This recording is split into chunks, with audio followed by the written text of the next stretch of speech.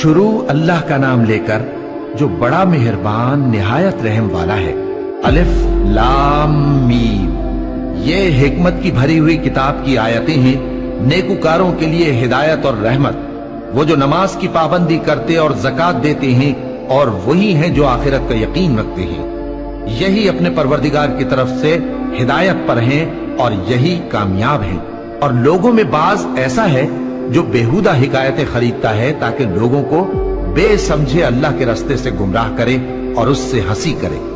यही लोग हैं जिनको जलील करने वाला अजाब होगा।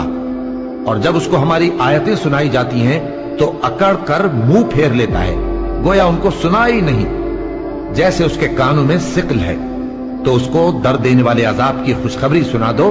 जो लोग ईमान लाए और नेक काम करते रहे उनके लिए नेमत के बाग हैं, हमेशा उनमें रहेंगे।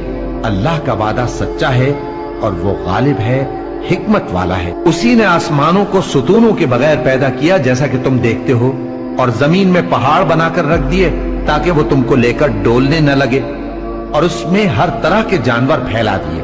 और हम ही ने आसमान से पानी नाजिल किया, फिर उसमें हर किस्म की नफीस चीजें उगाई। ये तो अल्लाह की तख्लीक है। अब मुझे दिखाओ कि अल्लाह के सिवा जो हस्तियां हैं उन्होंने क्या पैदा किया है।